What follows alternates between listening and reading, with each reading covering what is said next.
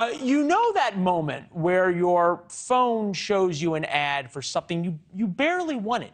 Maybe you even thought about it, and somehow your phone knew. And then you think, how did my phone know that? More accurately, how did Facebook or Google know that? Because they're the ones who have your phone sell you stuff. The Europeans finally found something useful to do, and they want to stop Facebook and others from knowing more about you than you do. There are roughly 9 billion Google searches worldwide every day. Most of mine revolve around how to fix my golf swing. And you don't have to spend a long time on a topic for the internet gods to catch on and then try to sell you things on, for example, my Instagram page. I'm scrolling and I see ads targeted for a new Titleist driver. Maybe that will fix my golf swing. It won't, but I can dream. Then my mom tags me in a photo on Facebook, and on Facebook I get an ad about Titleist golf bags. That definitely won't fix my golf swing, but I'll look better on the course.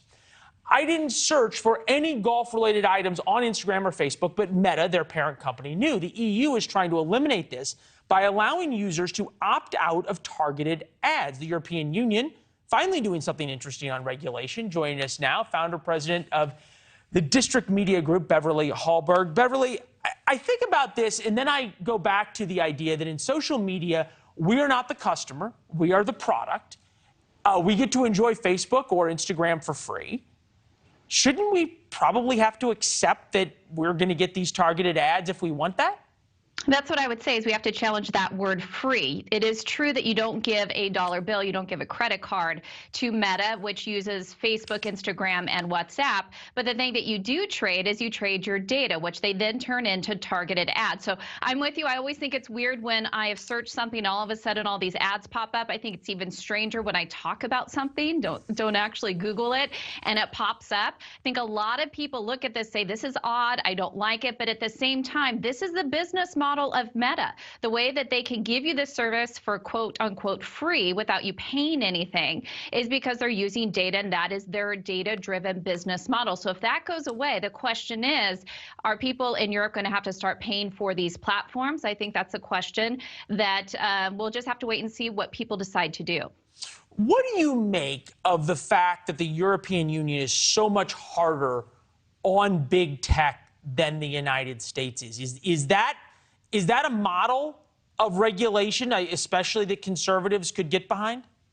I think there's an element to this where conservatives can, and that is because we have seen bad acting and selling data in some of these platforms where their terms of service don't actually reflect all the ways they're using your data. But if the terms of service are very clear, it's mostly about targeted ads, not selling medical information, for example, then I would say that this is actually a free market issue where nobody is forcing you to use Instagram or Facebook or WhatsApp. This is something you choose to do. And because you decided to opt into this service, these are the terms. So we could get to a place where people don't decide to do this, and then Meta needs to change its model and how it's used. And that, what I would say, is actually the free market at work. I always get a little concerned when regulators get heavy-handed, and that's what they're doing in Europe.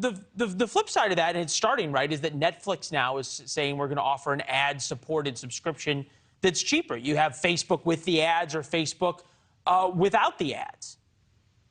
Yeah, there's always that option to look at different services and the way that this is handled. And from a financial standpoint, Meta is really in a hard situation. It's not just what the European Union regulators did in this instance. There's also fines in Ireland. There are fines right now in France based on regulators there saying that Meta has broken some of the privacy laws. And so they're being fined. So Meta has set aside roughly 3 billion euros just to prepare for all these fines they received in 2022 and are going to receive in the new year what they expect to. And they've had to lay off 11,000 staff members globally. So I think Meta's in a really tough situation as you do see Europe cracking down on this. And also I think the public, like you, like myself, we don't like the creepiness of it. There's an element of it's a little bit too much on how they target it, but it is the business model and how these companies operate.